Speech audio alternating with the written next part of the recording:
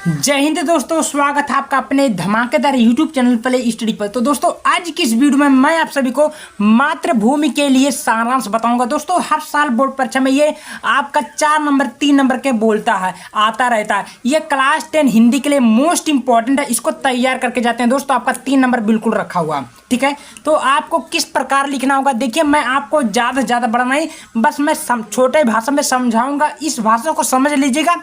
अब आपको पूरे के पूरे लिख दोगे, कम से कम 2 पेज में लिख दोगे। कैसे लिखना है, किस प्रकार लिखना है, देखिए मैं आपको पहले भाषा समझा देता हूँ, किस प्रकार आपको लिखना है एग्जाम में और कैसे तैयार करनी है, ठीक है। आप लोग बस इस वीडियो को पूरे अंत तक जरूर देखना, आपको आराम से समझ जाएगी और पूरी याद करने की जरूरत नहीं पड़ेगी, बस थोड़ा समझ जाइएगा और बना कर आप लोग 2-3 पेज में लिख दोगे, ठीक ना। चलिए कैसे करनी है मैं आपको इस वीडियो में बताता हूँ। उससे पहले चैनल पर नए चैनल को सब्सक्राइब कर लीजिएगा, वीडियो को एक बार लाइक कर लीजिएगा, ठीक है। मातृभूमि के लिए तो यहाँ पर समझ जाइए, मातृभूमि यानी कि अपने भारत के बारे में।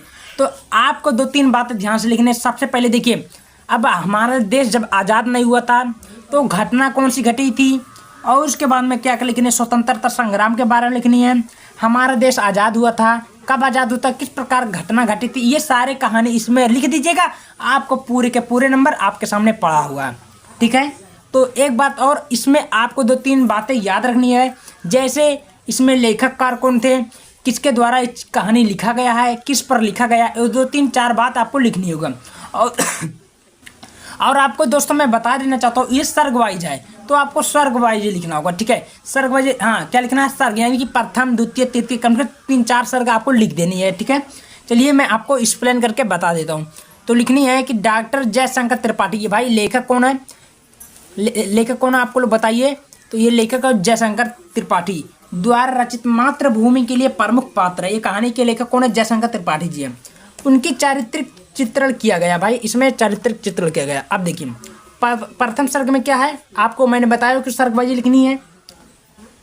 चंद्रशेखर आजाद के काशी में छात्र जीवन का प्रसंग है। चंद्रशेखर आजाद का जन्म मध्य प्रदेश के भांवरा ग्राम में हुआ था। बड़े होने पर वे काशी नगरी में संस्कृत पढ़ने गए। उस समय भारत में ब्रिटिश शासन का दमन चक्र चल रहा था।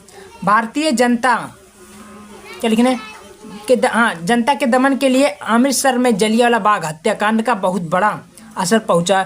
ये सब सुनकर चंद्रशेखर का मुख क्रोध से भर गया और उसने भारत माता को यातना से मुक्त कराने का निश्चय किया।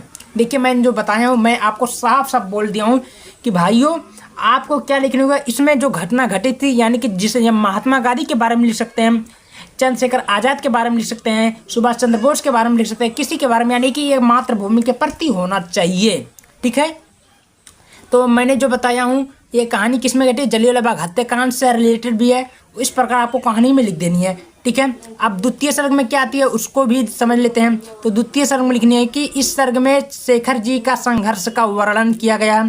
देश में असहयोग आंदोलन के मध्य पढ़ते ही चंद्रशेखर का झुकाव शास्त्र क्रांति के और हो गया और स्वतंत्रता संग्राम के लिए बम और बंदूकों का निर्माण के लिए धन की आवश्यकता शुरू करने लगे, ठीक है।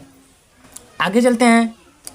इन्होंने सरदार भगत सिंह की भी सहायता ली, ठीक है। तो आपको द्वितीय सर्ग में इस प्रकार लिख देनी है। देखिए मैं ज़्यादा कठिन नहीं बता रहा हूँ, बस छोटे शब्दों में बता रहा हूँ, केवल आपको इतना ही लिखने हैं। आपको पूरे के पूरे नंबर आपके सामने रखा हुआ, ठीक है। अब तीसरे सर्ग में क्या आती है, तीसरे सर्ग में मैं आपको बता देना चाहता हूँ। देखिए अब तीसरे सर्ग में आपको लिखनी है कि इस सर्ग में आज़ाद जी को अनेक बाधाओं का वर्णन, यानी कि अनेक प्रकार के कष्ट के बारे में वो समझाया गया, बताया गया, ठीक है। आज़ाद जी जब बहुत थक जाते हैं तब वो प्रकृति के बीच विश्राम करने लगते हैं, ठीक है। और सन 1931 को फरवरी का प्रयाग के अल्फ्रेड पार्क में बैठकर कुछ मित्रों से बातें करते हुए अचानक उनको चारों तरफ से पुलिस घेर ली। फिर आज़ाद ने अपनी भरी पिस्तौल बाहर निकाली और पुलिस से मोर्चा ले लिया। भाई ऐसा महान नेता, ठीक देखिए क्या बोल रहे हैं यहाँ अपने जैसे कहीं भाई कोई जाता वन में, यानी कि वन में कहीं टहलने के लिए, तो बैठता यानी कि थोड़ा आराम से रेस्ट करता, आराम करता। तो अपने मित्र से बात कर रहे थे तभी पुलिस ने इनको घेर ली थी, यानी कि ये अंग्रेज का शासन जो पुलिस था उनके घेर लिया।